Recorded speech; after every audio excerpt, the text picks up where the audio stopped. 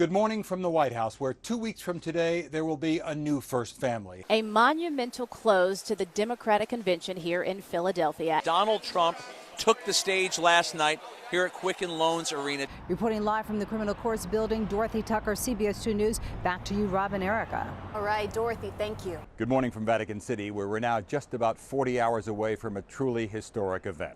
While huge crowds greeted him here for the Mass, it was an address to just a few hundred bishops, hours before he got here, that may have been the strongest, most emotional of his visit. Did you all see him? Yes! It's a moment that's been repeated a number of times already this week, a crowd waiting for hours, getting its first glimpse of the Pope.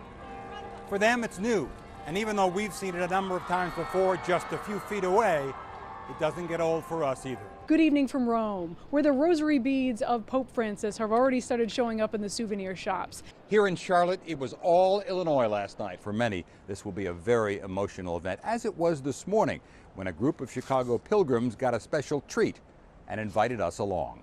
Lord, hear our prayer.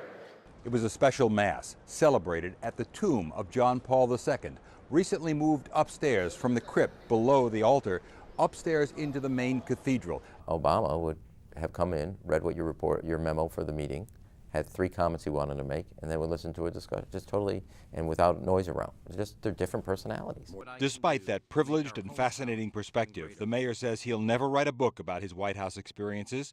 That's for presidents, he says. You want to know something else? I've never read a book on my year on the Clinton White House, and never read a book on President Obama's White House. First, they prayed together. Then, each individually took an oath of confidentiality, promising not to reveal anything that goes on during the upcoming conclave, though when that will begin remains unclear. Is it your understanding that you have to wait for all the cardinal electors to be in place?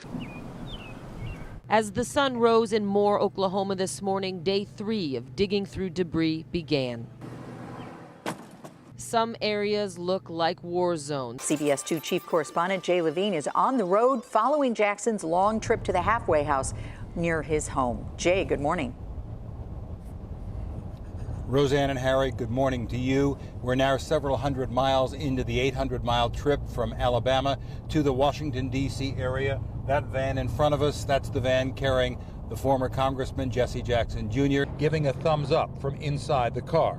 Family sources told us his release papers strictly forbid contact with the media. I look forward to the day, and now that he is in reunion with his family, I mean, we were very sad when he left. As we said, Jackson is not allowed to have any contact with the media, so we carefully did not approach him, though we are following his trip north to the halfway house in the Washington, D.C. area. Reverend Jackson said that his son is remorseful, is taking seriously repaying his debt to society, and is looking ahead to the next chapter in his life, which is looking for work. Right now, it means reporting at the halfway house and being allowed out only to either look for work or work itself. He's still a part of the prison system, and that won't change for at least another 6 months.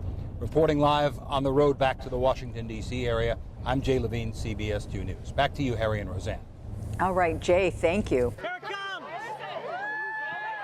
Well, you know, we were declared a hippie community by, I don't know who does that, but we were the hippie community of Illinois. I don't know why. Must be the characters that come here. The most famous hippie in Makanda is Dave Dardis, an artist. I make copper sculpture and bronze jewelry. Whose art is more focused these days. But now it's everything suns and moons. A scientist told him several years ago that the center of the eclipse ran not only through Makanda, but right through his shop. Look at all these people. They're all getting pictures taken on the line.